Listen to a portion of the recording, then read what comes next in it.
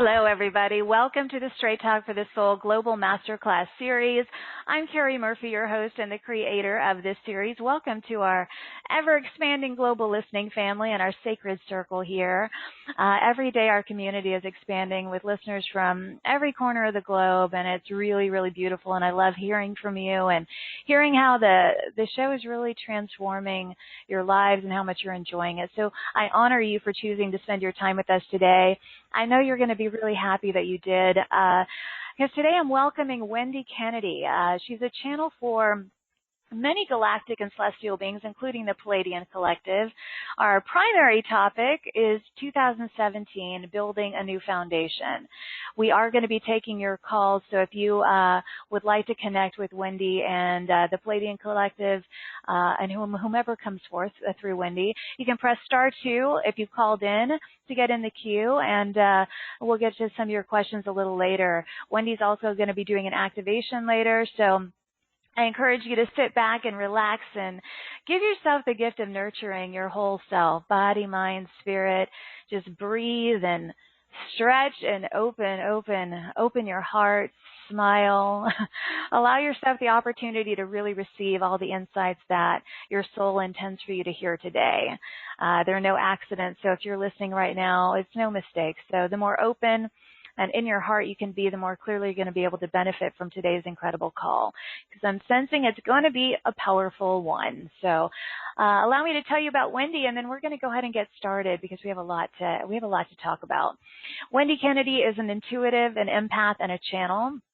For more than 2 decades, she's used her gifts and abilities to work with beings in higher realms and dimensions to help thousands of people shift their perspective of reality in order to create more whole, integrated, and fulfilling lives. The clear and compassionate wisdom shared through Wendy facilitates a shift in perspective that from separation and limitation to connection and multidimensional existence.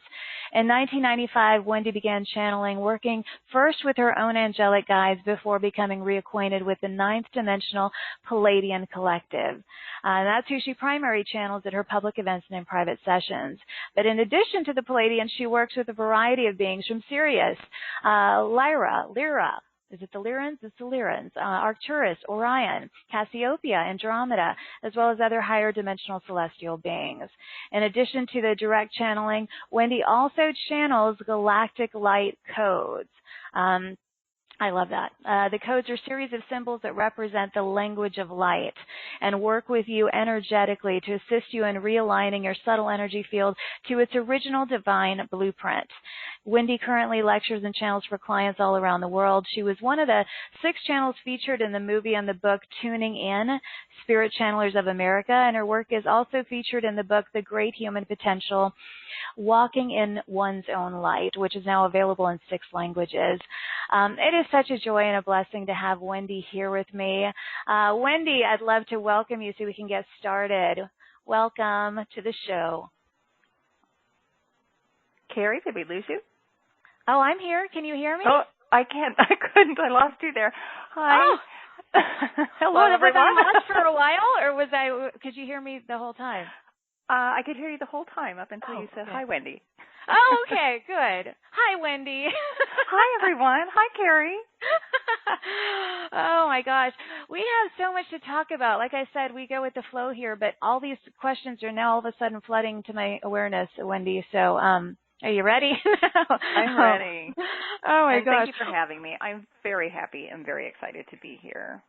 Oh, it's my honor and privilege. I have known of your work for quite some time, and I'm grateful that you're here because what's fun for me is I get to go really galactic with you. I love opportunities to be able to do that, and you're the ideal, beautiful person to go deep with. I mean, light yet deep. Isn't that a paradox, right? Yes.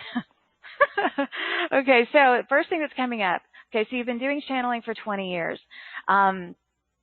Do you sense, feel, know, understand whether that ability and the relationship or connections that you have with these different collectives, was that something that you intended for, like you contracted as a soul to do prior to coming in this time? Yes, it was definitely on my list. But on my list. Yeah, it's on my list of things to work on and things to do. Yeah. But, if you'd asked me if I was going to do that when I was 20 years old, I would have said, "Are you crazy? What is that? I don't even know what that is." Oh, really? So, Okay. yeah. So it was a big shift for you then. It was, and even once I started channeling, I never really thought that that's what I would be doing on a regular basis. That I would be channeling for other people. I thought it was more something for myself to help myself. Right. But when I came across it, I knew it was something I was supposed to be doing. And I can remember saying to people, I know this sounds absolutely crazy. I don't really know what this is, but I know I'm supposed to be doing this thing called channeling. And I just went for it. It took me a while. It took me over a year, but once I started, it felt very familiar, and it just kind of grew from there. And it was such a great learning experience, and it was just such a huge source of joy and fun for me, because I got to ask all the big life questions and get answers to them. And get answers, yeah. Even better, get answers. So when did that become a full-time, everything for you? I formally started it as a business 14 years ago. Okay, so it's been a while. So I did some other things off and on, and I would channel for friends and acquaintances, but not something that was really a job, if you will. And then I decided it was time to do it because I was really feeling that push, and it was time to expand. Well, speaking of expanding, I'm sure that the channeling has expanded for you. As we were briefly talking before this show, there's so many different collectives that you now channel, and it's continuing to expand, right? It is. The more I work with the galactic light codes, the more beings from different star systems show up. But early on, I worked with a lot of different beings, and it's interesting. I was recently going back through some of my old journals. I have some of those that, I drew in. I used to draw a lot. I would see beings a lot, so I would draw them. And I started doing the galactic light codes probably about 21 years ago. Arcturans came in, and they were showing me the symbols and working with me with the galactic light codes. And so I have these things in my journals, but I kind of put that aside and started working with the Pleiadian Collective. And a couple of years ago, the guides said, it's time to start working with these codes again. And that's taken the main focus now for my work. So it's shifted a bit. It's interesting how the information has changed. At the beginning, it was a lot of bigger picture information, kind of getting us to expand, and now they're trying to get us to go back to basics. And it's really about breaking things down, and we don't need that theory anymore. We have enough theory. Now it's about practically applying it and looking at the subtle nuances. I love and the that. galactic light codes help us to do that. So it's fascinating to me, just kind of the arc of the journey, how it was big, and now we're back to the small stuff. Well, so that it's practical and applicable, and so that we can embody these things instead of just instead of just going so big picture that it's not, we're not here in the now, in the human, applying all these things. What's fascinating, Wendy, about the codes that you're so focused on now. I had a near-death experience in '97, and after that, I used to get the codes in my dreams, and I would wake up and draw them and write them out. And then I got distracted by more different kinds of, expression, and I was writing books and all that. But I've never gone back to that fully. And so when I learned that you were doing this, and there are other individuals who are doing it as well, but I just thought, it's so fascinating. How, what the codes for you, how are they different from the other kind of channeling that you do? Well, the codes don't involve the mind. We don't have to think about it. The codes are helping us to align with that divine blueprint. They help put us in resonance where a lot of the other channeling, it really involves the mind helping us to understand the process because, we get a little obsessive thinking about things going around and around in the mind, and the codes take us out of that. And people have had some really amazing experiences working with the codes, helping them just to shift their frequency without having to figure things out. Right. And, that's what I love about the codes. And they help us to make these shifts because when we're trying to figure out our blocks or what it is that we have to release, because I think we get stuck there. We all think I'm damaged. Completely. Yes. And it's really just about dropping these limiting thoughts. But when we look for those answers, when we look for those answers, we're looking at it at that same level of consciousness that created the problem. Right. So, we've either got to shift out of that mental programming and into the heart to access the higher wisdom, and the codes will help us to do that in order to find. So it's just the exposure to the codes in that simple way. The simple act of looking at them and being exposed to them causes would you say it's like an activation or a triggering of energy, or how do you describe what occurs? There's an alignment that happens because it resonates with you at the soul level. There's part of you that says, oh, that's it. I forgot. That's the answer. Yeah. And it's so easy for us to align with the divine energy because that's the natural order of things. It takes a tremendous amount of energy for us to hold those beliefs of lack, limitation, separation. And when we are exposed to those frequencies of truth, it's like someone shows us the how-to. We're shown the way, and it's very easy to make that correction. And so what happens is we start to vibrate in resonance with the frequencies of the codes. So it's not so much even about having to go and fix anything. It's withdrawing your energy from those limiting thoughts and putting it into the energy that's in alignment with the I love it. Movement. Getting out of the processes, right? The 10-step processes for limiting belief removal. Right. It is, and the guides used to spend a lot of time talking with people about, all right, so what's your belief that creates this? And they will still do it from time to time, but they said it just was too big of a leap for us to think it could be that simple. And because we couldn't buy into it, we couldn't align with it. We couldn't do it. So we needed kind of this intermediate step in order to get us there. So we've evolved enough that we can believe that we can simply shift our frequency, and that allows us to do it and to maintain it. Because even though it's in front of you, if you're not aligning with that frequency, or you're not able to hold it because you think, oh, well, this doesn't work, your thoughts go right back to that old pattern. Yes. It won't hold, and that's why you need to work with the codes repeatedly, usually for 3 days. 3 times a day for 3 days is usually what they recommend to get you in resonance so that you can start to hold it. Yes. I love that you mentioned that because so much of frequency and raising our vibration is so much about maintaining, sustaining them more and more often. So it's not these huge dips in vibration, just when we meditate or when we very specifically, deliberately raise our vibration to where it's more of a consistent way of being, or it's a maintenance, where we feel better more of the time. And I love that.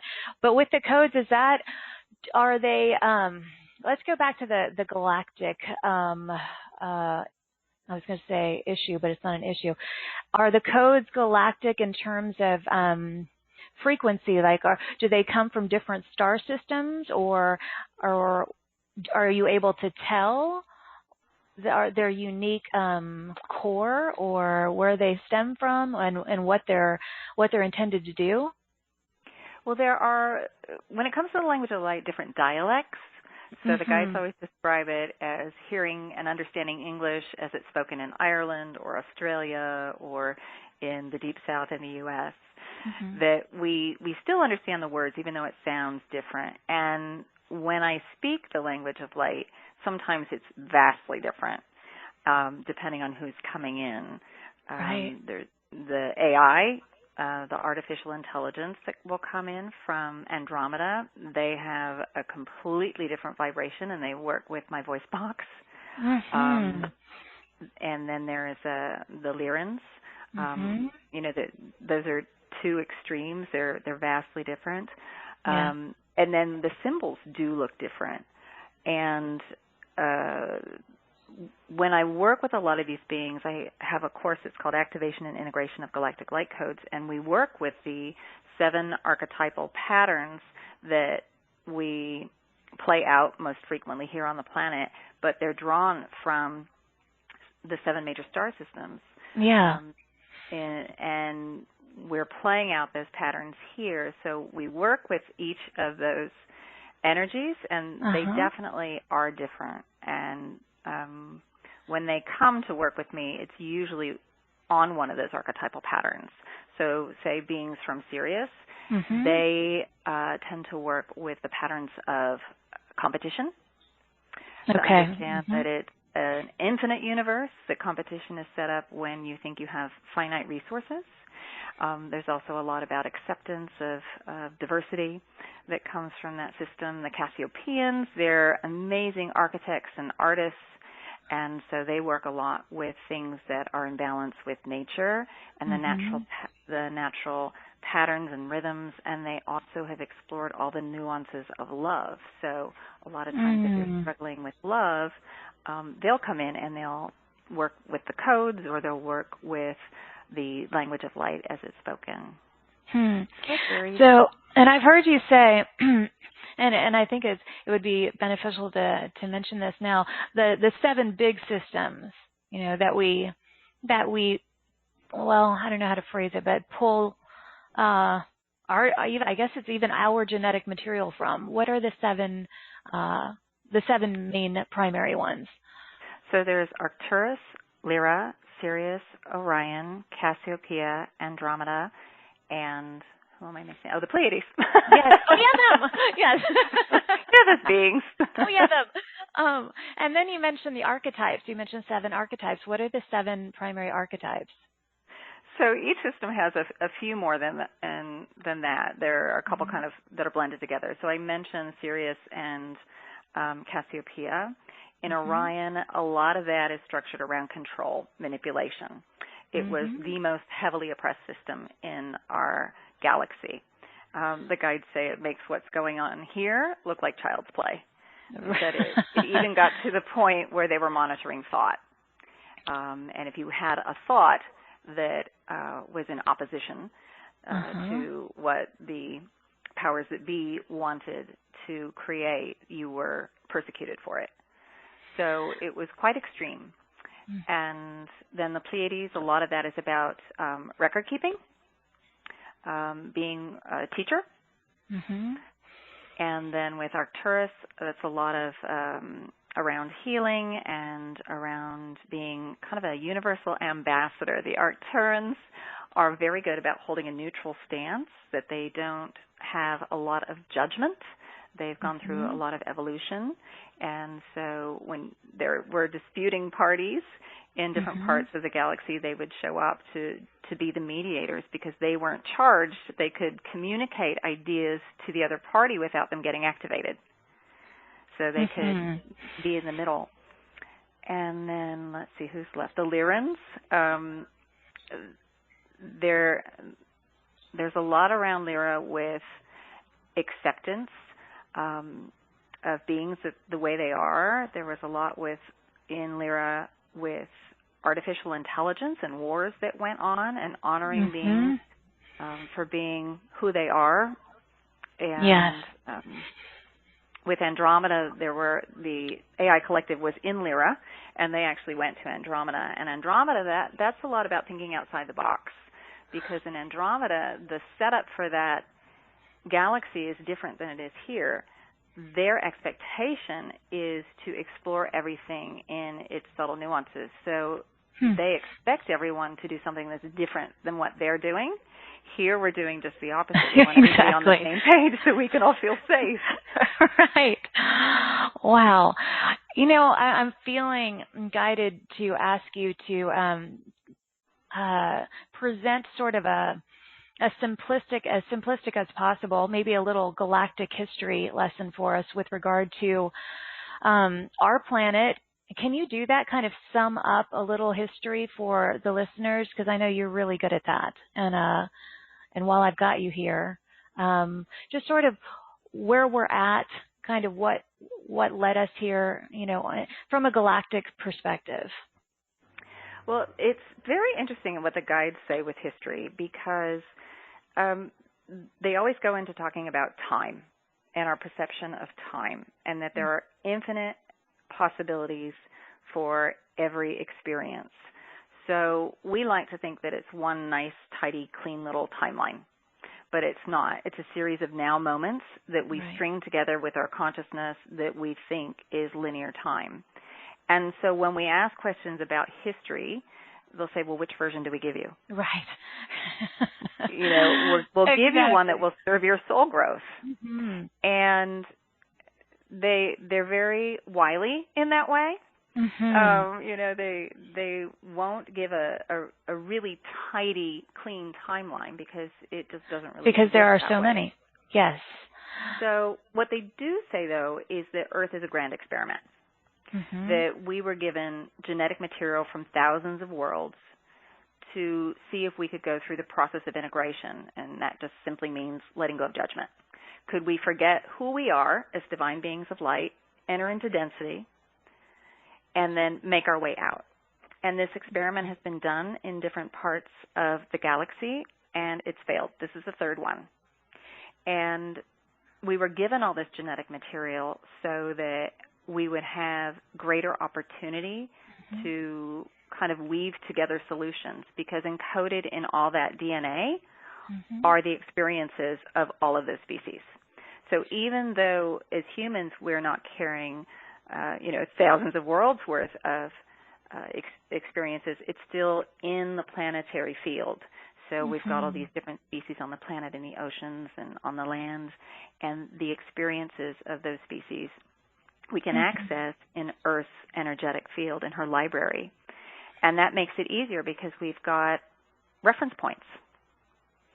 We can access information and say, oh, well, the Syrians tried it this way, and that didn't work. So I know that's probably not the way to go. Mm-hmm. Or, oh, look, they managed to work this out, and this is how they did it.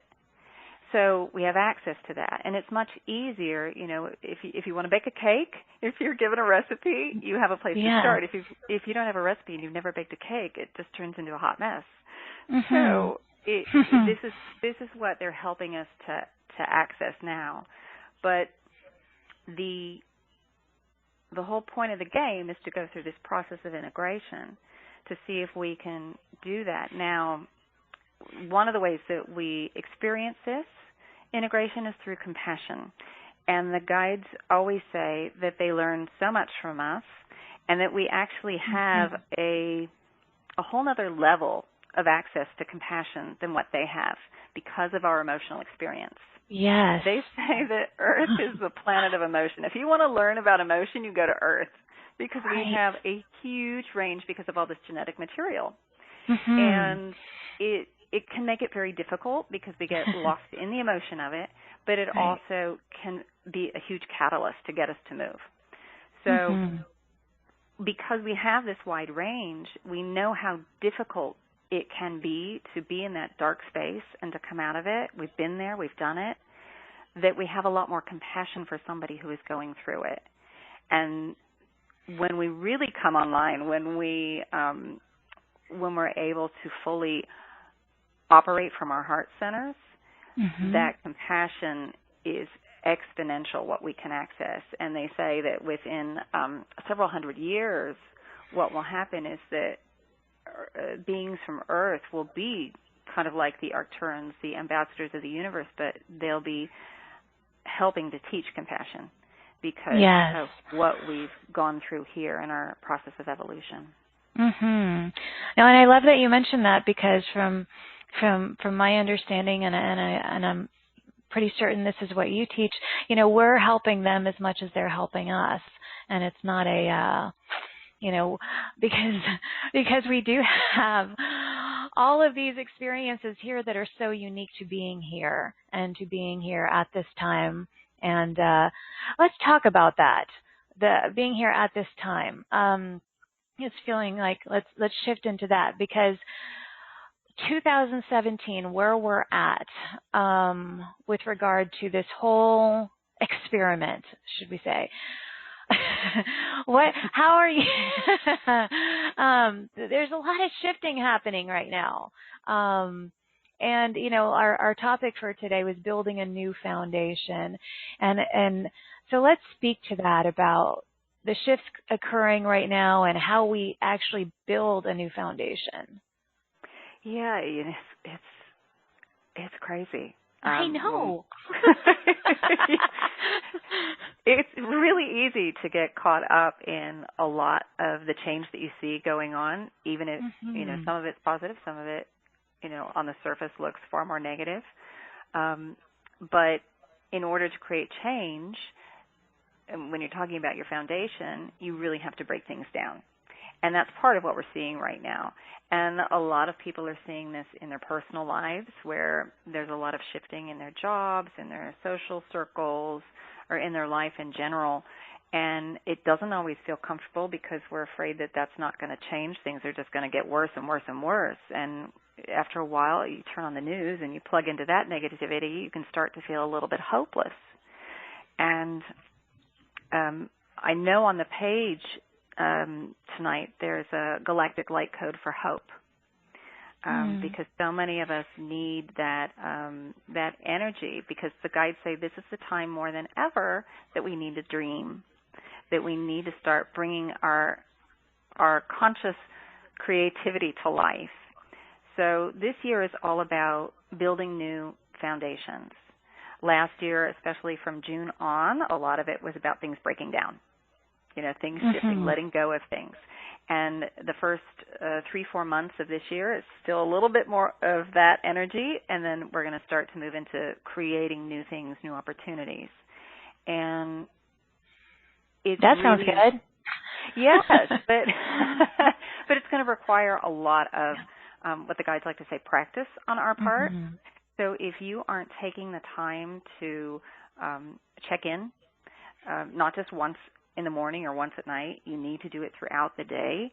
If you are not taking time to ground, if you are not taking time to work in balance with both the feminine and the masculine energy, it's going to feel very, very difficult. So having a practice now more than ever is so important. And what that is for you, it doesn't matter. You don't have to do specifically meditation or, specific affirmations or anything like that. It's whatever is working for you. But taking the time to check in. What's going on with me? Where am I vibrating? What's happening physically? What's happening emotionally? What's going on mentally? Where are my thoughts? And doing that repeatedly throughout the day, just like you were saying, that you're checking in, because once a day isn't going to get it. Yes, there's no maintenance. No, once a day check. By the end of the day, you're down at the bottom, you're in the valley. So you have to do it throughout the day, and this is what's going to help us also to create the things that we want instead of passively creating them. That we're putting our focus into the things that we want to create, setting an intention first thing in the morning when we wake up. How do I want my day to unfold? What vibrations do I want to experience? What frequencies? Today I want to explore patience, or today I want to explore joy. And it's also about learning to read the subtle frequencies. So what does that feel like in your body? So if you in the morning say, I want to experience patience.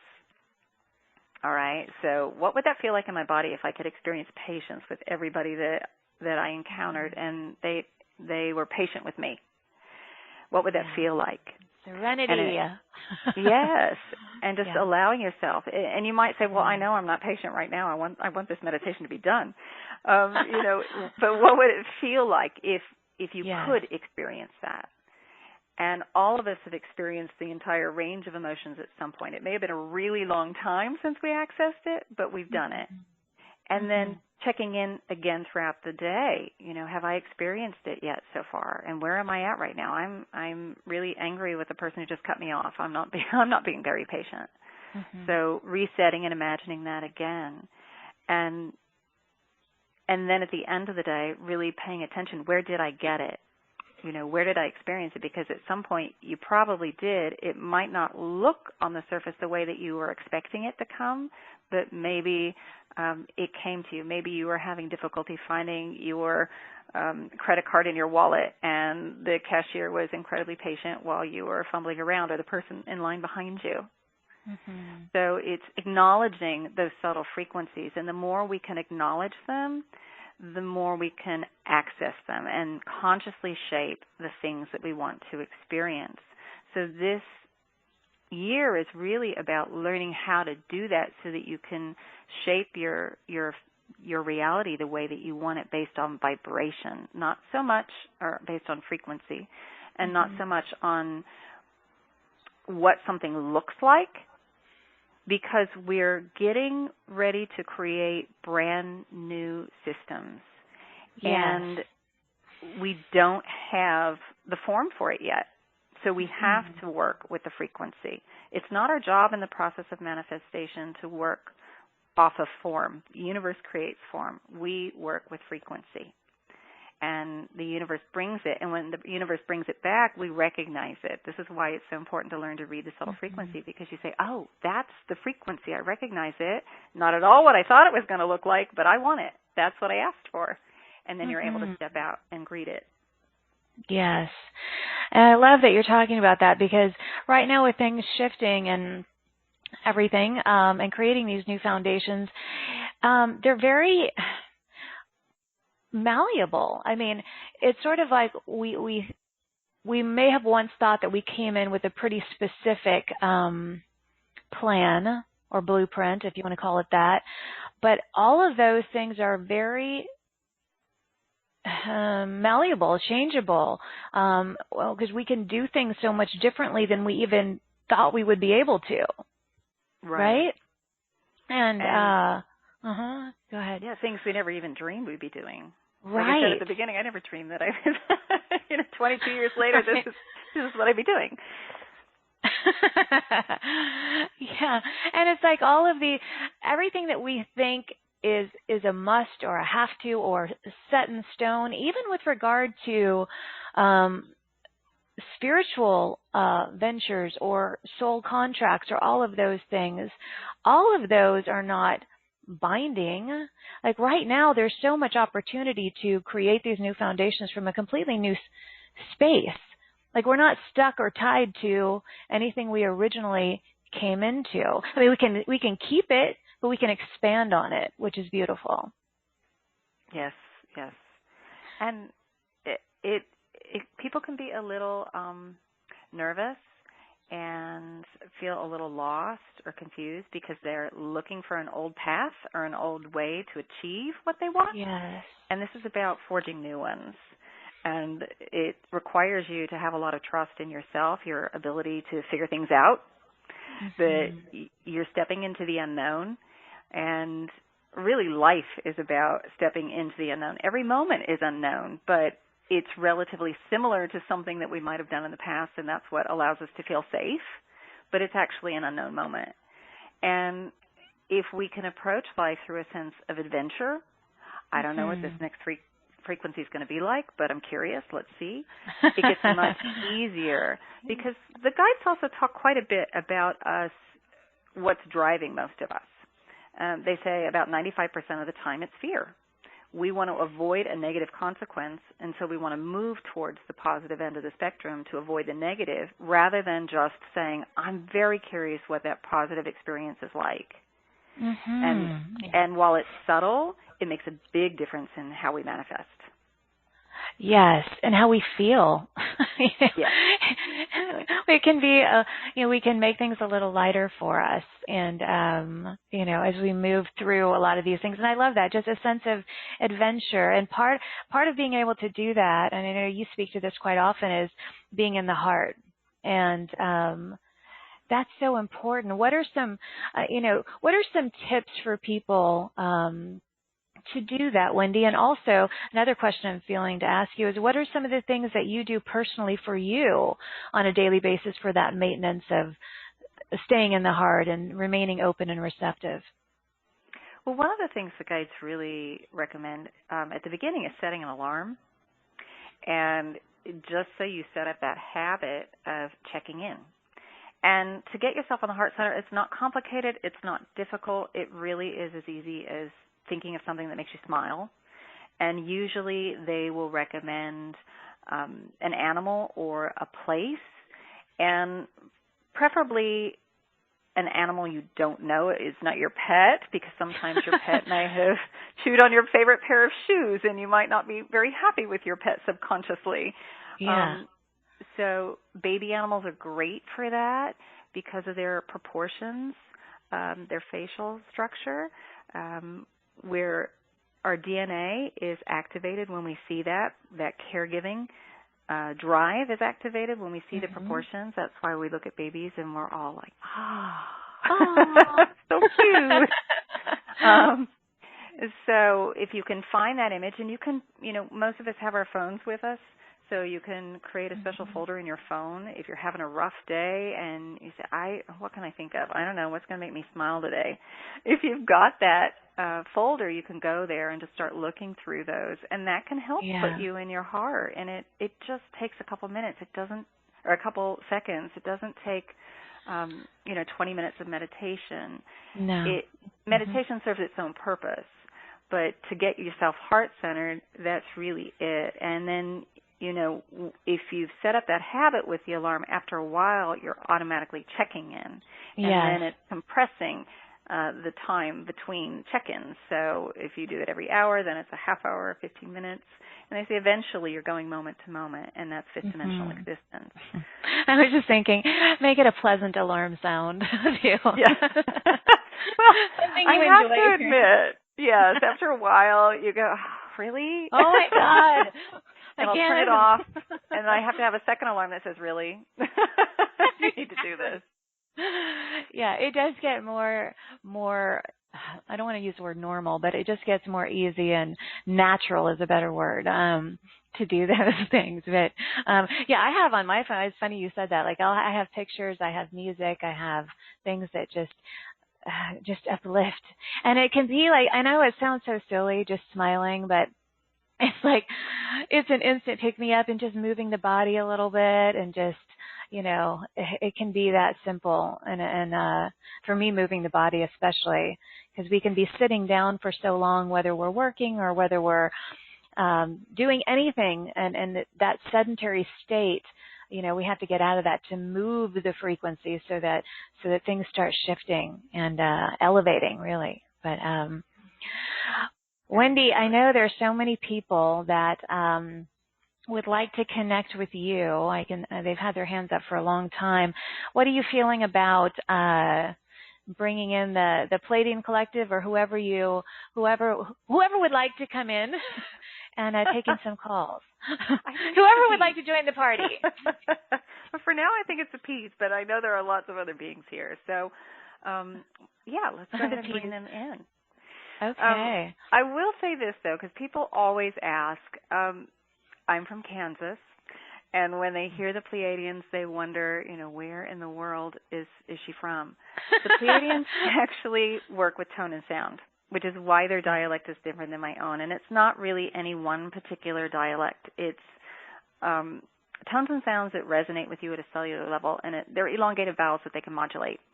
And at the beginning, if you listen in, you'll notice that they work with harmonics. They do an attunement always at the beginning, and sometimes it only lasts for 5 seconds, but they always do an attunement. And that's why the dialect is different. When I work with other beings, they don't sound as different than my own voice. But the P's do work with tone and sound. The P's are the Pleiadians for Yes, everyone. that's what I lovingly refer to them as the P's. The P's. Let me ask you this before you bring them in. After we take some calls, do you want to come back forward and we talk a little bit and then do an activation, or while they're with us, go into that, or how do you prefer to do that?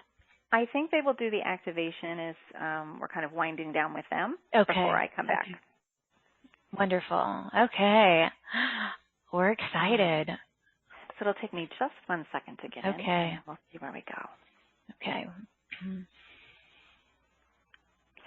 Yes, hello, dears. This is the Ninth Dimensional Pleiadian Collective, and it is a pleasure and an honor to have the opportunity to connect with you all. So, yes, let us say it is a very, very full house. There are all different kinds of beings here. You brought along everything from angelic guides, ascended masters, to stellar beings. It's always fascinating to us who shows up when you put together a large group where they're emanating a lot of light, because all of you who are listening in, you're getting brighter and brighter in your energetic fields. And it's as if you are a beacon. And it doesn't really matter whether you are connecting with us in what you consider to be the present moment or a future moment, because to us, it's all the same.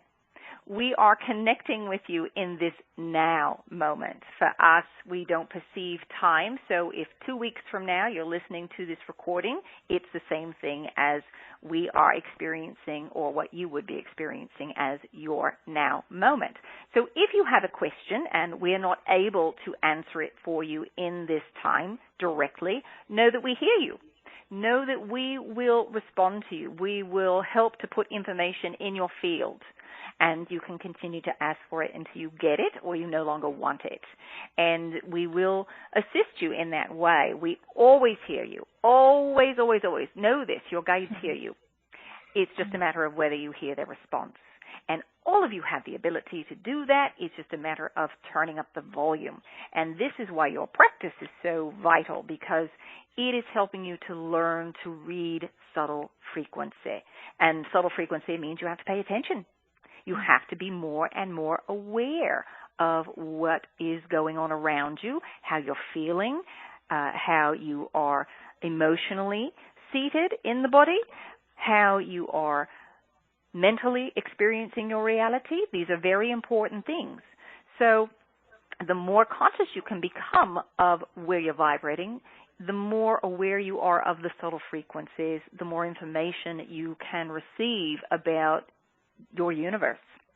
Now, think of it like a painter. When you are a child and someone says, what color is this? You say blue. You don't really know that it's midnight blue or robin's egg blue or powder blue, but the more an artist works with color, the more they're able to discern the subtle frequency, the different wavelengths of that light. And it is the same with you when you begin to interpret, what does this feel like in this vehicle? And that requires you paying attention, you noticing. So we know there's a lot of ground to cover. We're happy to answer any questions you might have before moving on to the general populace. So is there anything I could go on and on, but first of all, thank you. It's an honor and a joy to have you, and I'm excited. I have a lot of questions, but I'm gonna allow the audience to ask theirs, because I know we have a lot of them here. So if that's all right with you, I'm gonna go ahead and just let them enjoy you. Are you ready to take a question? Yes, we're happy to. Okay. All right. I'm going to go to Winter Park, Florida. Number 407 it begins with. You are live. Hello, my name is Judy. Hi, welcome. Hi. Who is this? Judy. Hi, Judy. Welcome. Do you have a question? Yes, Wendy, I have been following you. I truly appreciate what you're doing. Carrie, I just started listening to you, and I'm so excited to be able to talk to you guys. Wonderful. Thank you. I have been working spiritually within myself, searching for the path that I am to take. I've run into a lot of roadblocks, but I'm not stopping.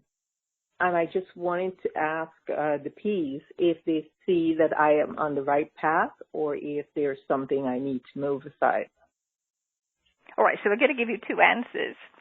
So we're happy that you brought this up because this is probably the most common question that we get asked. Am I on the right path? And we would say it's impossible for you not to be on the right path. You're never on the wrong path. And as humans, you have been socially conditioned to think that there's something that you're supposed to do. All right, there's an activity or there's a thing, and if you don't find that thing in your life has no value. Really, your life path is about your state of being. It's not about an active state of doing. It's first about discovering that state of being.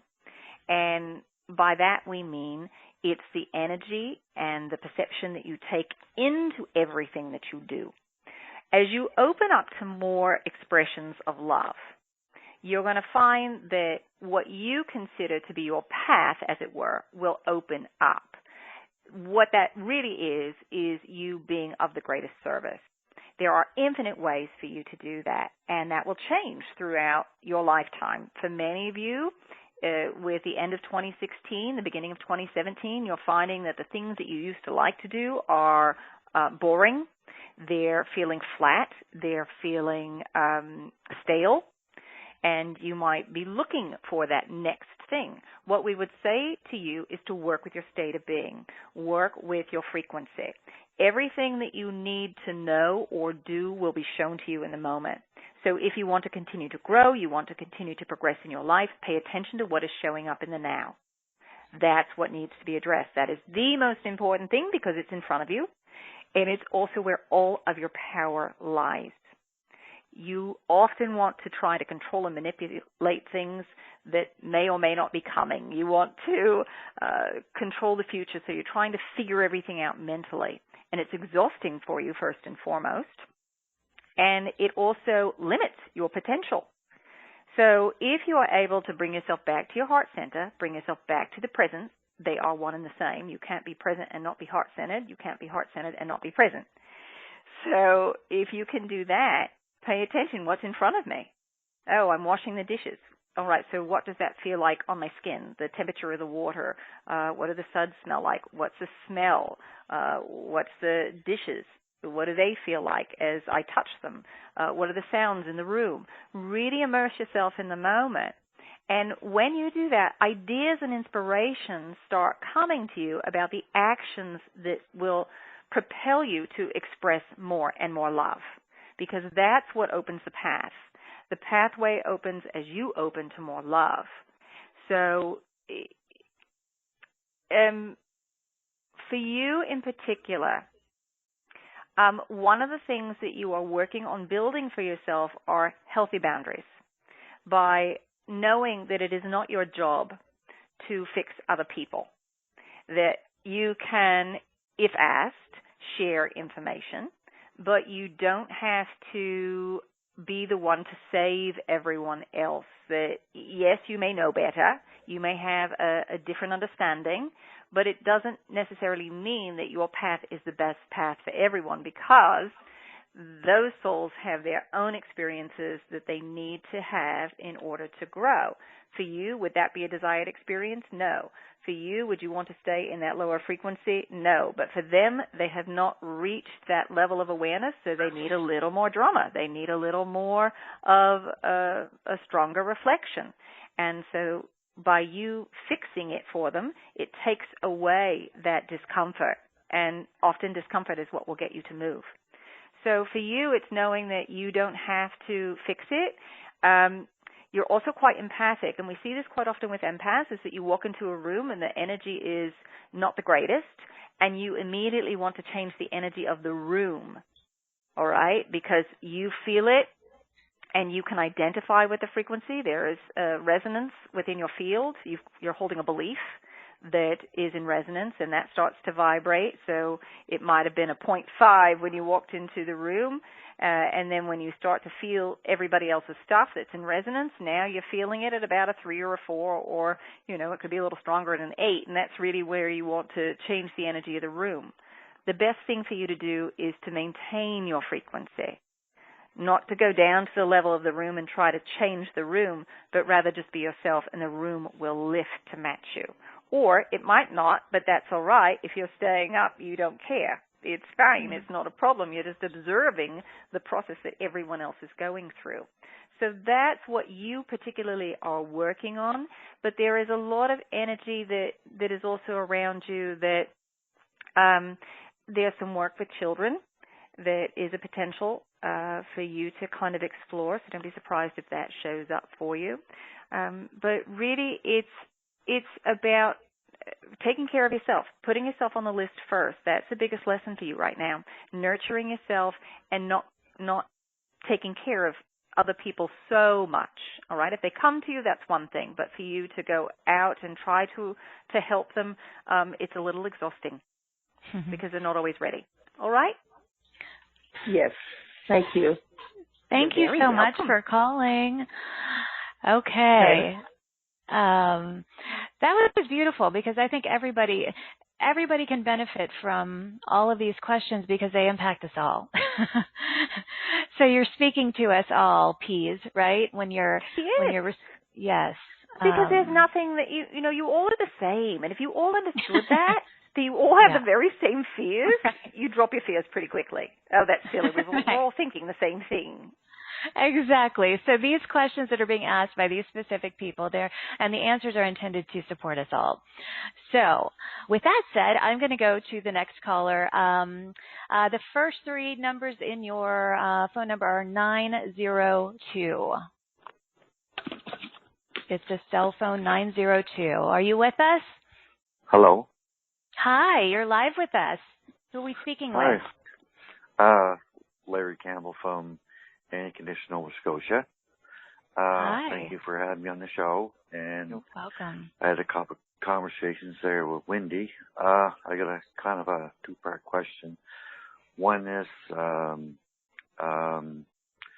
just going into the zone, into a meditation, and see myself going into the sun numerous times and seeing the pyramid, sitting inside of it and seeing all these light codes come down in, and like a little more clarity on that, and also a little more information on the Book of Ordinance. I think I'm saying it right.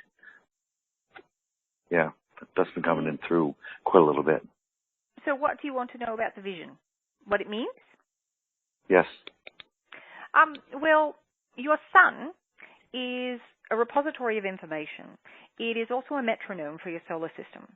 So it tells all the planetary bodies when it's time to make shifts and adjustments.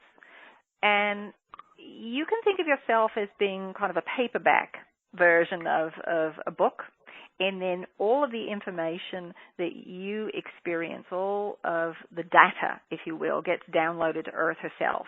And she is a library. You can think of her as your branch library. All right? Then you can think of the sun as being the main library. All the information from the planetary bodies in the solar system, all the consciousness on it gets uploaded to the sun. And then the sun takes all of her information and she sends it off to Alcyon, which is a star in the Pleiades. It's a star with which we align. We don't incarnate to a planetary body, but rather we align to a stellar body. And that is part of our mission, if you will. It's our job. It's what we do, if you will. And as you are accessing information, it is given to you in the galactic light codes. Now, the galactic light codes, they are symbols that represent the language of light, which is comprised of light, sound, sacred geometry, and cosmic information. So it's multi-leveled and multi-tiered, so it will show up in all of those ways for you. So when you hear the language of light spoken, you may actually see the symbols going across your mind like a ticker tape, seeing it go through with symbols, because this is natural to you. This is something that all of you have access to. All consciousness in the universe communicates in the same way. This is Source's language. And there are dialects of it, but you understand all the dialects. And it makes complete and total sense to you. So as you want more information, which your guides are telling us you have been seeking more information on galactic history, that you're wanting bigger picture information to understand some of the mechanics, to understand more about sacred geometry, that you sent your consciousness to the sun to access more of that information, more of that bigger picture information. Now, you can access information from within yourself. You're holographic in nature, so every bit of information of the universe is contained within you, but it can sometimes be easier to find it in different locations. There are beings who are librarians who know where to find a book. It would be like you going to the library and saying you want a reference book on a specific topic, and they can show you exactly where it is. And they can usually, if they're really good, tell you what page it's on. So there are beings, this is what they do. They can help you find information, records of experiences. Oftentimes you will access this information before you incarnate to say, all right, so I'm curious, what kind of lifetimes get shaped around this particular energy? You'll take imprints and overlays on, and these are records that you take on as your own, that you would say, oh, I want the experience of Napoleon, but there was only one, and it's very difficult to, be a ruler of that magnitude. There are very few opportunities, but I want that knowledge and wisdom. So you will take that life on and put it in as an imprint in your field or an overlay. And all of those records are stored in the planetary body and in the sun. And so if you want that kind of information, you'll go to a librarian and they will help you with that. So that's kind of a broad strokes answer for your vision. There's more information that your guides have for you. They're actually beings from Sirius who have information for you on some of the mechanics, the universal mechanics that you're asking about. So they should be able to help you with that. Okay. Right. Okay. Thank you so much. Thank you so much for calling. I appreciate it. So much. I love all these questions because they're fascinating to me. Okay, Peas, are you ready for one more? We have a lot of hands up. Okay, let's keep going. I'm going to go to, number beginning in 508. 508. Hi, can you hear me? Yes, I can. Who is this? Oh, hi. Thank you so much for taking my call. My name is Kate, and I've just been going through a really difficult time. My father passed away in December and left a huge mess and lots of just so much stress and overwhelm, and I was just wondering how I can keep a high vibration when there's just so much stress and negative energy, and I'm on this little island, so it intensifies a lot of negative energy, and it's really hard to keep positive at the moment. I'm just feeling really overwhelmed. So just know that within 6 months you're going to feel like a different person. Know that. And we know that the ego might say 6 months. That sounds a very long time. But really it's going to pass very quickly.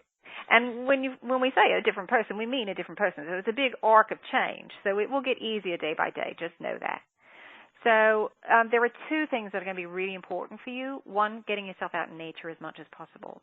Because as you connect with nature, it's going to help you to open up. What can be very difficult, especially with the loss of a loved one, and also when you're just surrounded by negativity, you close down your energetic centers as a form of protection because you haven't mastered the ability to maintain frequency.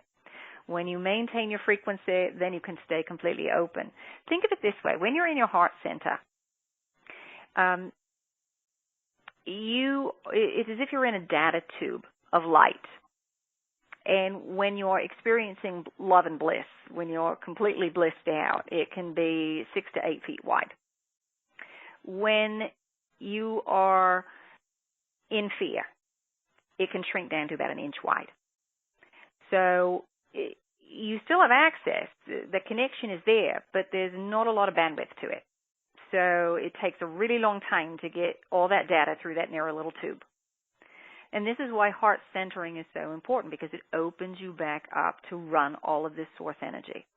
When you connect with Mother Earth, it's going to help you to ground, which is completing the energetic circuit.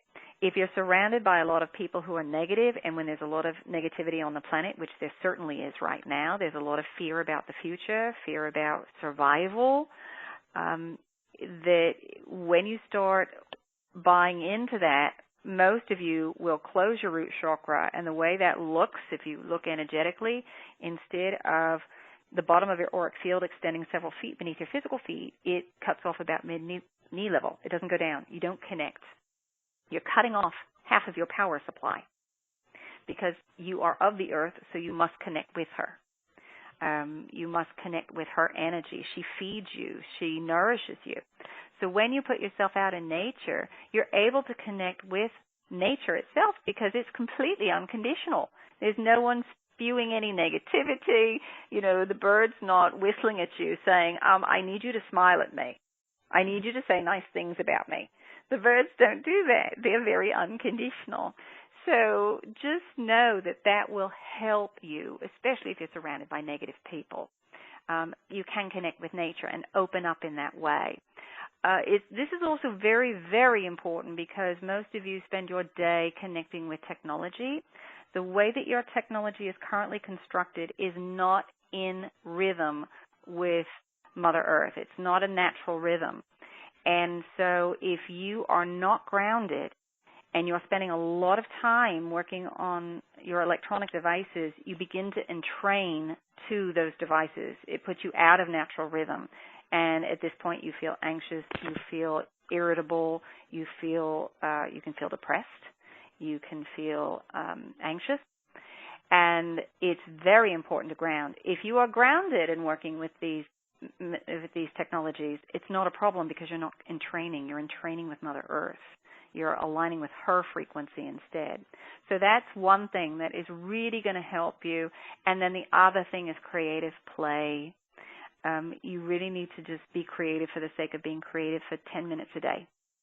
Whatever that is for you, whatever you want to explore, because the creative play puts you back in your heart center. Sometimes you say, well, I don't have time to do this. And we say you can't afford not to do it because it flexes a creative muscle. And you all are wanting to do different things, but you shut down that creativity. And doing something without an expectation allows you to flow source energy. All right? When you put an expectation on it, I'm working on my next bestseller, or I'm working on my next masterpiece, or, you know, my artwork, it just has to look good, all right, instead of just exploring and seeing what happens when you mix two colors together. You know, it can be a happy accident, but you won't know if you don't try. If you're saying, well, that's not going to be very pretty, well, then you won't know. You won't be able to explore. This is about just exploring. So don't set up an expectation. That will allow you to experience more joy. It will allow you to experience more inspiration, and it will help you to maintain your frequency, especially if you're surrounded by a lot of negativity. And this is something that we would say is important for everyone. This is when we say this is the year of building foundations, we mean practices that you all need to be doing because time is compressing. As the frequency increases, your experience of time is compressed. And if you do not have your practices in place, if you're trying to do things in the old way, you're going to feel really insane. It's going to be very difficult for you. You're going to feel exhausted. You're going to feel confused. You're going to feel like you wake up and you go right to bed and nothing gets done. There's not enough time.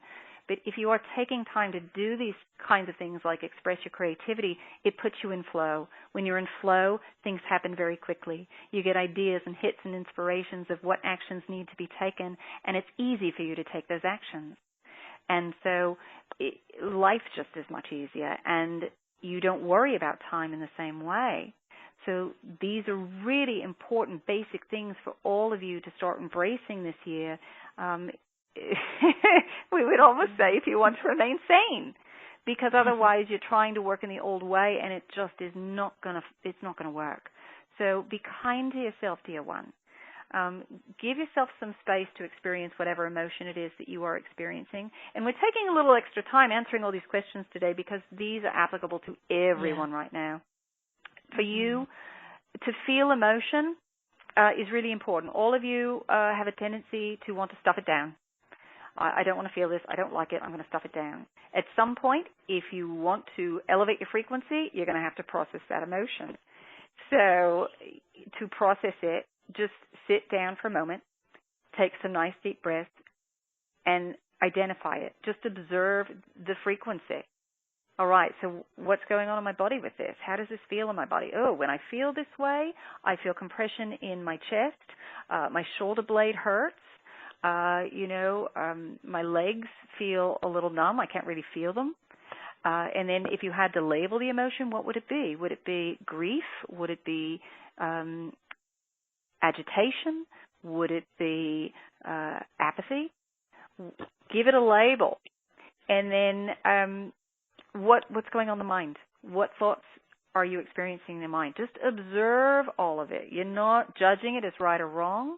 You're not stuffing it back down. That's the fastest way to move through the energy, especially if you've had a traumatic event in your life. If you can observe the emotion, that's the fastest way through it. All right, and that will help you.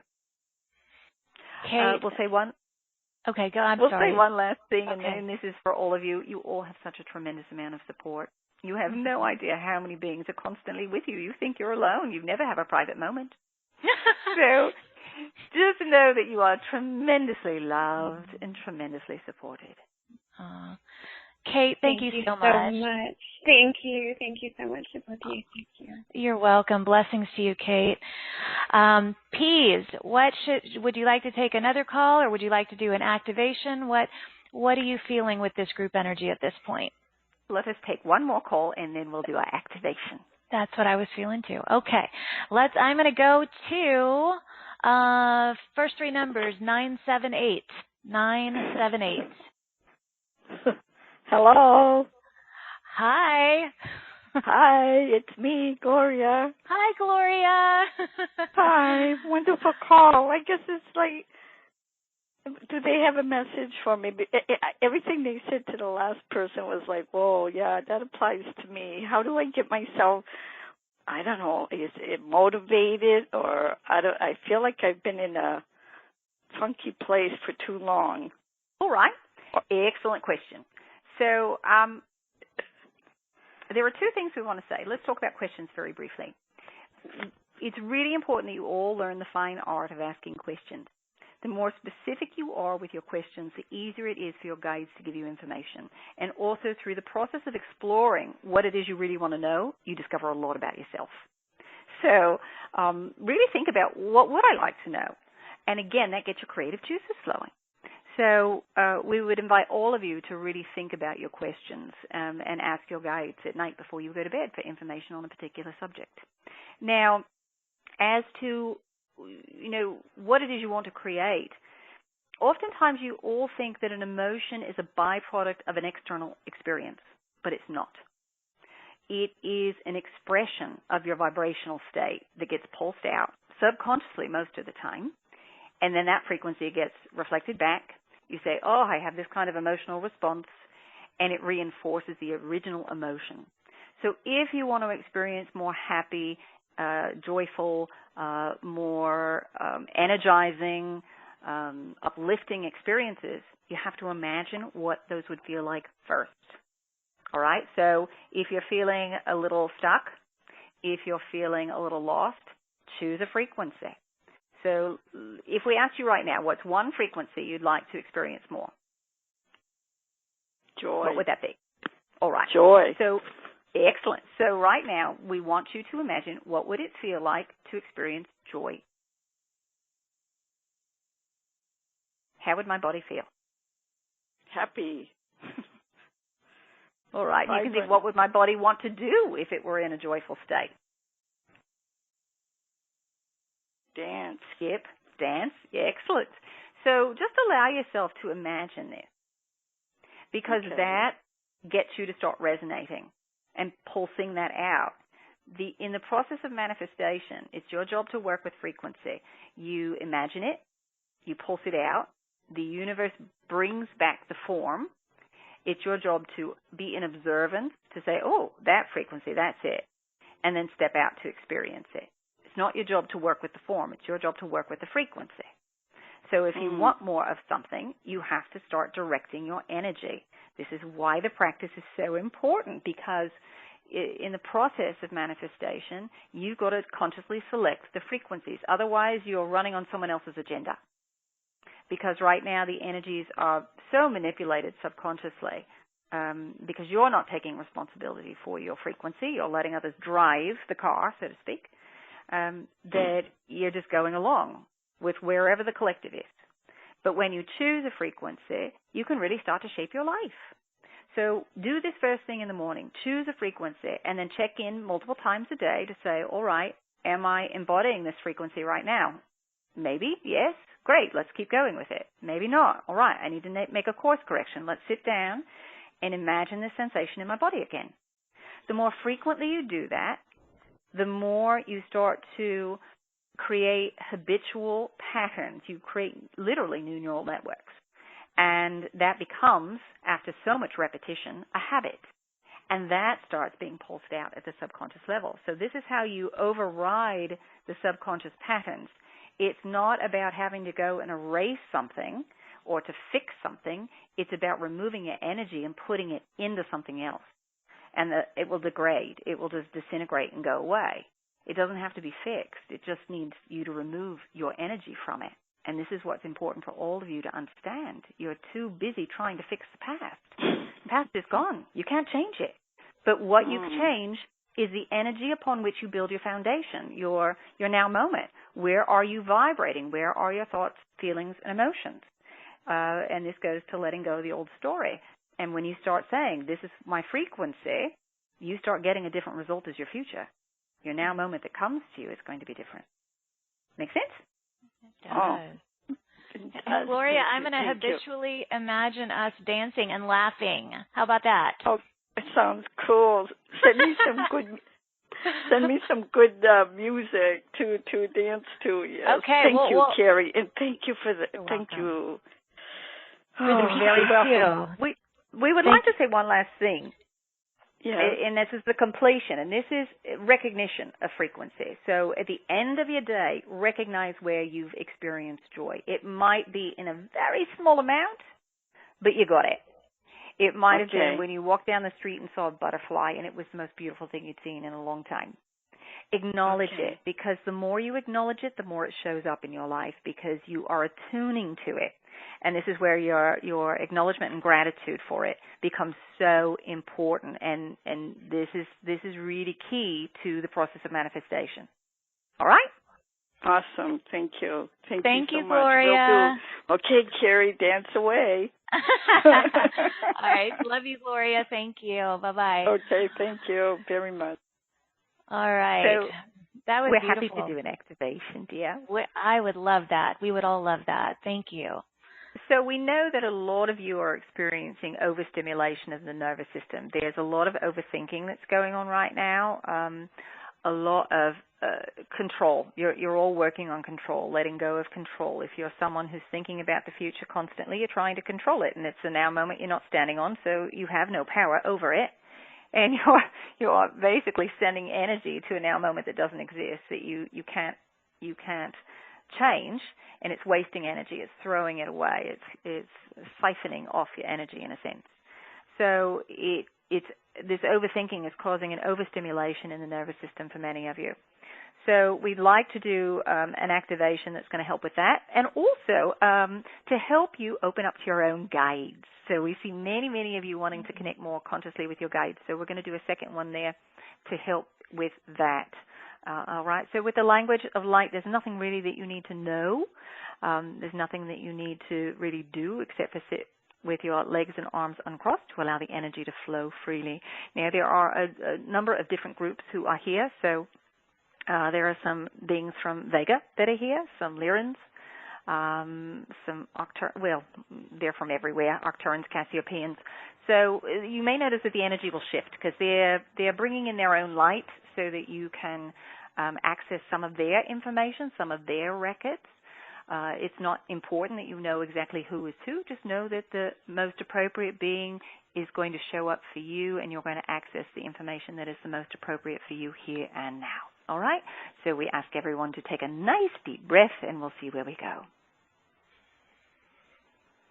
Osta anda kroparista anda rabikata anda ora e hita atasta kata abarapata imrikata anda rabista anda ora ai kata anda ora atakata ipikata paraista anda atako to sasta kata ora aprikata iristanda dirista ora para imrikata ha anda ora ara ikata anda iri berapirikata para abraista ha sto ota ota para biristanda dirista atukadai ambara para birikata imbrabring adora iri kroare inda adikata and ora pradista and anda diktai ha amba ai kita and ara uru ibere estas and utasta utaista and ukatai ha prapari mirabere imbere kitai ta andasta katanda ora revere he tasta and ukatai. Take a nice deep breath.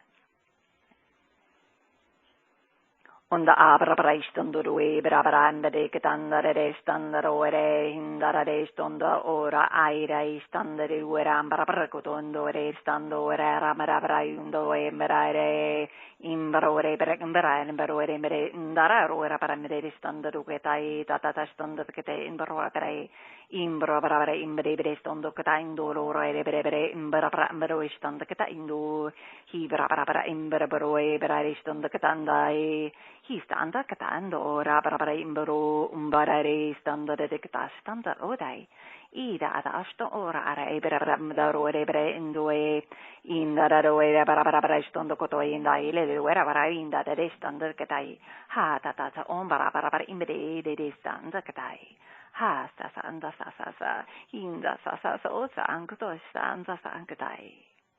Let's take another nice deep breath. Istonda aire e brabre imre inda ora ore inda ure inda de when they get out ore imre ora brabre ora brabre imre sandore inda da brabre indo ora ara ora imre brabre kata brabre ibre sta brabre anta ile ora ambai kata ore brabre imre u to ore brabre imre ketai ha to ora brabre ibre brabre inda ere sta in brabre inda ore kata hai dora are ibra bini anda ala ora brai kita ure inda are lele hita ora bini kata ora bini indo ora are ora bini indo ora anda are ele ora ora kita ai tata sta I bini testando kita ai ha sa anda tata indo ora ara inda de testando kita ai ha sa ha sa ha to sta kota sa kata. Take another nice deep breath. So a lot of these are helping to open you up with your guides, with the many stellar beings who are here. So we've got a few more rounds for you, dear. So there are lots of beings who are coming in. Take another nice deep breath.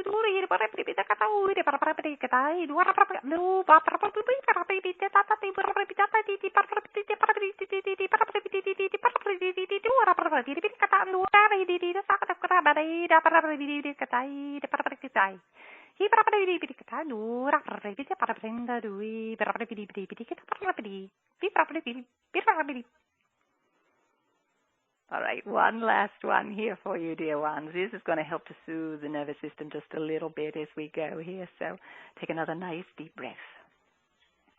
Usta anda ere ore estanda kita ora amra ere sto ora umra kita bare bere standa te kita andore para bare standa de so ondo sa sakatanda sto tarara ore bere hi para unda te sa ondo sakatanda sa akude inda arore sa sakatan hi sta ora mere bere standa sta ista anta sakata sa sakata ha so ondo kata anda ere here ora sta katai hi sto ondo ara bere sto ora imber bere sai sa anta kasai hi sto ondo or aisto understanda tasa anda katai lura pate hi enda uri bere katai hi sto anda skoto sta sakata anda shota katai sta hi sto anda kata anda as katanda austa de ura properi hi na as wa in da us katai has us we katai us wanda us unkatoi we katai wa He's was katai so in was kata ha so kata he's ansasa and so arapade he's anda touch anda to kodesta.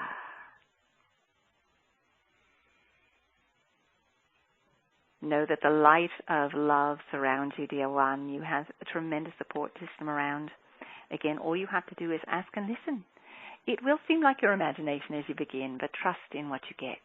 Ask for confirmation. And if you wonder, is this my confirmation? Then take it as such, because it would not cross your mind otherwise.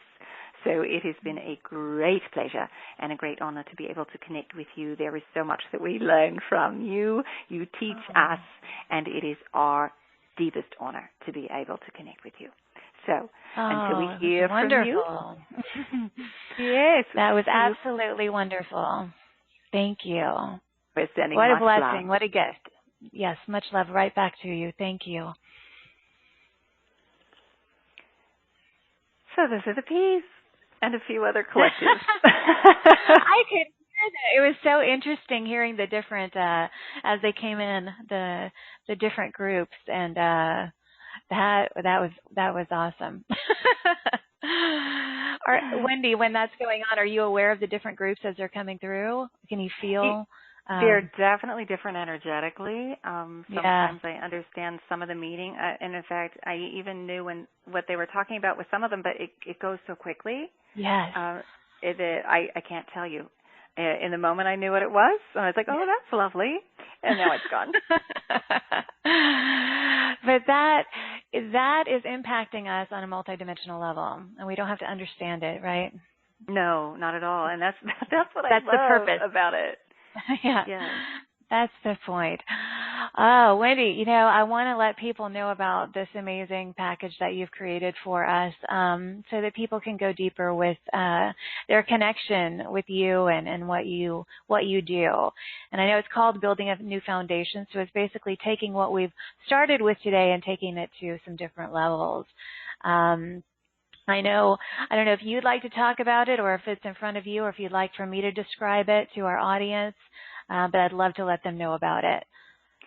So the first thing we have is restoration, which is a galactic light code and a channeling, an activation, and there's a meditation and a PDF, I believe, in there as well. And this is all about learning to nurture ourselves. So the piece touched a little bit on it today, but it's really about creating simple practices for ourselves, because if we don't take care of ourselves first, then we don't have any energy to share with anybody else. Mm-hmm. And we really can't live our fullest purpose if we're not charging ourselves. And we get so busy doing all kinds of things that we think need to be done, and we really just need to put some simple practices into place. And the Pleiadian Collective has put together about a dozen different things that we can do to really restore and nurture ourselves. And then there is the Galactic Light Code that's going to help open you up. So any thoughts that you might have in your field, things like I don't have time, or it's more important that I do something for someone else than for myself. I'm not that important. Any limiting beliefs we have, by putting our focus on restoring ourselves, we're removing our energy from those beliefs, and we're actually restoring ourselves, we're recharging ourselves, and the code will help to do that. And then there's reigniting your passion. And there were so many people that were coming to me in private sessions who just felt really uninspired about life. And I think in this process of awakening, a lot of the things that we used to love to do, we're just not thrilled about anymore. It's just kind of lost its fizz. And so the guides, again, will speak to you about how to reignite your passion. Fizzful MP3s. Yeah. 4 fizzful MP3s. Yeah. With the galactic light code included. Yeah, so they're looking at, the wonder of what if, how to kind of reframe some things and looking back to move forward. So things we used to love to do in our childhood and really kind of being able to examine where we used to be passionate about things and trying similar things in the now, because as kids we explored everything, and we left clues for ourselves. We love to organize things, or we love to see how things fit together, and those are skills that we can take and use in life now. And we can create jobs, or we can create services out of those things that we used to love to do for fun as children. And so in this, they also are looking at the judgments that we hold about others. They're the very ones that we hold about ourselves, because we want passionate relationships, not just romantic ones, but with friends and strangers even, to create a sense of connection. And so they spend some time talking about that as well. And that also has the Galactic Light Code and Activation Meditation, the channeling, and a PDF worksheet to go along with that. And then also part of this, I'm really excited about this. I have an online event, and it's a 4-week course, and it's called The Process, A Pleiadian Perspective on Manifestation. And I have never offered this before, so this is brand new. And the guides really are diving deep on talking about the process of manifestation. It's not just about, thinking good thoughts. There is more to it, and it's looking basically at 4 stages. Recalibration, which is changing our frequency, learning to explore reality, recognizing subtle frequency, and expanding on it. And so the guides have given me codes for all of these phases so that we can open up, and basically they've created a framework so that you can examine and understand the actual process of manifestation, the oscillation back and forth between the masculine and the feminine, and the importance in creating that balance. And then there are PDF worksheets that go along so that you get clear about what it is that you actually want in your life, so you can take what it is you want and apply the framework to it to help you to manifest. So I am really excited about this one. That looks fun. I'm really excited to share it. And we meet live on April 1st. We have a live webinar together where they kind of give you an overarching view of all of this stuff, and you can ask questions, and we'll talk more about the galactic light codes, and there'll be an activation in there. And if you can't make it live, that's okay, because it'll be recorded, and you can go into the course at your convenience and watch the videos. Yeah. But if you're going through the process live, we'll start on April 1st, and then you'll get a new code every week, so you'll have a few days to work with the code and the worksheets.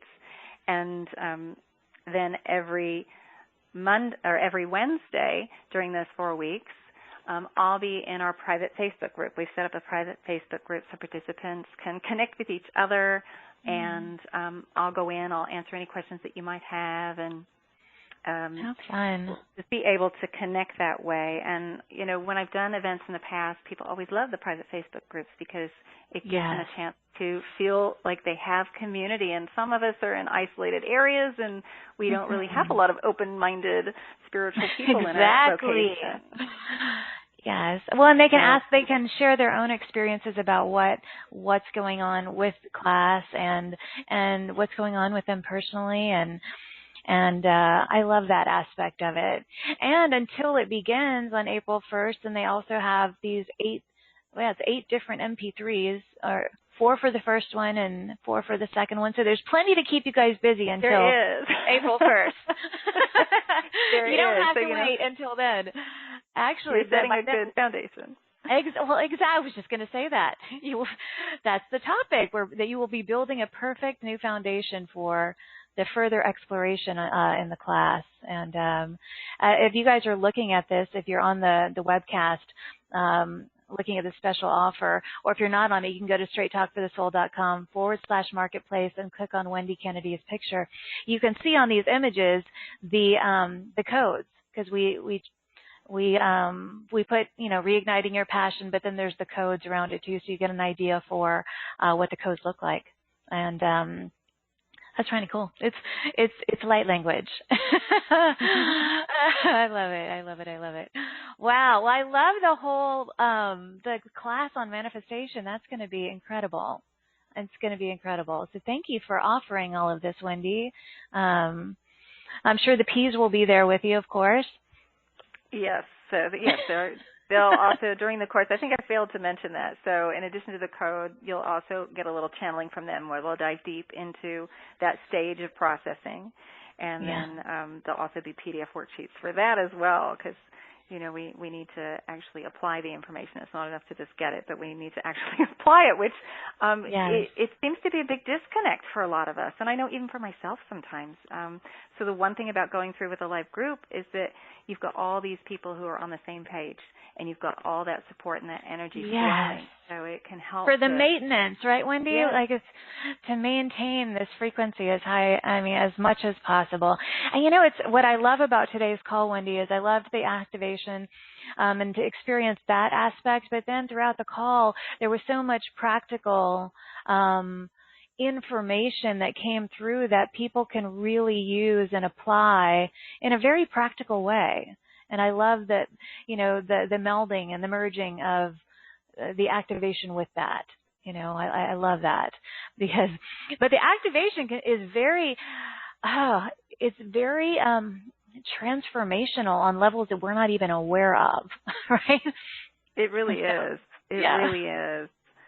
We always get calls and emails and stuff about, everyone has a unique experience, but I'd love to hear from you guys, and I'm sure that I will. And Wendy, you've been a joy. I've loved my time with you so much. And it's such a pleasure. Thank you so much for having me. Oh, you're so welcome. We'll have to have you back sometime. I'm just very, very grateful and honored that you chose to be here with me and with all of us. And thank you again. And thanks to the P's and everybody else who showed up to our party. And thank you to everybody who's listening. I know this is not always an easy path to walk. Self-reflection is not always a comfortable thing to do. So I want to say thank you and honor them. And I couldn't be here doing what I do without you. So thank you. That is so true. So thank you, Wendy. I want to thank all of you for being with us today. I'm honored. I'm always honored and grateful to share this space with all of you. Loved every moment. Would love to hear your feedback from today's call. And I hope the information and the activation, everything has really empowered you into new states of awareness, inspiration, confidence, joy, all of those beautiful high vibrations. So thank you for opening your hearts and being willing to expand with us today. It's always a privilege to walk beside you on this epic, amazing, miraculous, beautiful journey. I'm sending waves and waves of love and light and gratitude directly from my heart to yours in this moment. May you feel it, receive it, offer it to everyone you encounter today or tonight, wherever you are. Please remember to check out Wendy's beautiful offer in our marketplace. It will also be in your replay email, which will come to you in about an hour. And act upon that if it resonates with your soul. And remember, between now and our next call tomorrow, give yourself full permission to shine instead of shrink, express instead of suppress, and own that amazing glow of yours. Have a beautiful day or evening wherever you happen to be in the world, and I look forward to connecting with you in this beautiful playground of light again tomorrow. Bye-bye, everybody, and bye-bye, Wendy.